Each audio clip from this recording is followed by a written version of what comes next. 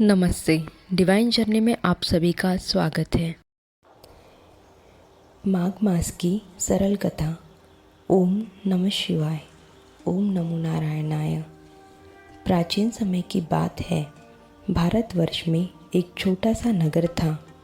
वहाँ एक निर्धन ब्राह्मण दंपत्ति रहते थे।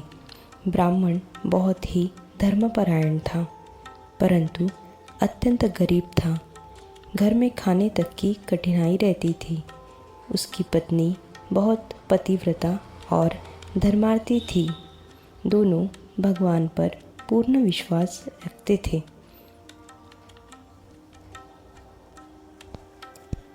एक वर्ष माघ मास आया। चारों ओर ठंड थी। सुबह सुबह कोहरा छाया रहता था। ब्राह्मण की पत्नी ने सुना था कि माघ मास में गंगा स्नान, दान और व्रत करने से मनुष्य के समस्त पाप नष्ट हो जाते हैं। उसने अपने पति से कहा, स्वामी, हम भले ही निर्धन हो, पर यदि श्रद्धा से माघ मास का व्रत करें तो भगवान अवश्य कृपा करेंगे। पति ने कहा, हे देवी, हमारे पास न धन है न अन्न, व्रत कैसे करेंगे? पत्नी बोली, भगवान भावना देखते हैं, धन नहीं। हम केवल स्नान, जप और सेवा करेंगे।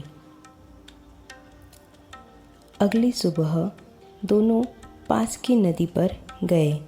ठंड से शरीर काँप रहा था, पर मन में श्रद्धा थी।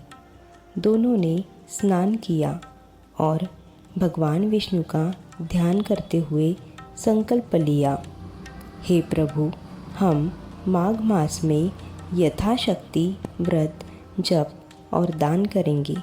हमारी रक्षा करें। नियम और संयम के साथ ब्राह्मण दंपति ने माघ मास में ये नियम अपनाए, जैसे प्रतिदिन प्रातः स्नान करना और ओम नमो नारायणाय का जप करना, साथ में सात्विक भोजन लेना और किसी का भी अपमान न करना, भूखों को अन्न देना। कई बार घर में अन्न नहीं होता था, तब भी वे धैर्य रखते थे। अब जानते हैं अतिथि सेवा। एक दिन माघ मास की शुक्ल पक्ष की एकादशी को एक बूढ़ा साधु उनके द्वार आया। उसने कहा, माँ, बहुत भूख लगी है। ब्राह्मण की पत्नी के पास केवल एक रोटी थी, जो उसने अपने पति के लिए बनाई थी। उसने बिना सोचे समझे वे रोटी साधु को दे दी।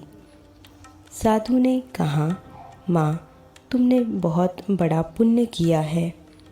इतना कहकर वे साधु अदृश्य हो गया। अब देखिए भगवान की कृपा। उसी रात ब्राह्मण ने स्वप्न देखा। भगवान श्री विष्णु प्रकट हुए और बोले, हे ब्राह्मण, तुमने माघ मास में श्रद्धा, व्रत और दान किया है। तुम्हारे सारे दुख दूर होंगे। सुबह होते ही उनके घर में अन्न, धन और सुख अपने आप आने लगा।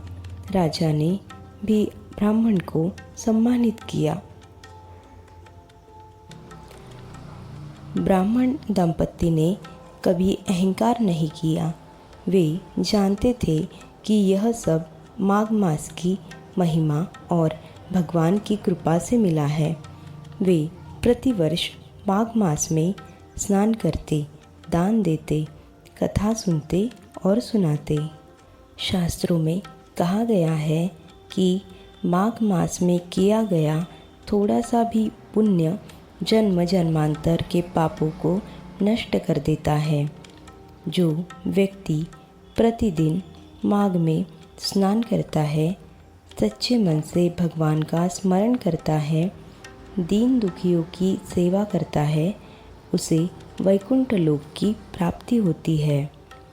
इससे हम कथा का सार समझते हैं कि इस कथा से हमें यही शिक्षा मिलती है भगवान धन नहीं भाव देखते हैं। माघ मास आत्मशुद्धि का समय है और दान और सेवा सबसे बड़ा धर्म है। सच्ची श्रद्धा कभी निष्फल नहीं जाती। अंत में सभी मिलकर कहे, ओम नमो नारायणाय। हे प्रभु, हम सब पर अपनी कृपा बनाए रखे। आशा करते हैं वीडियो आपको पसंद आया होगा।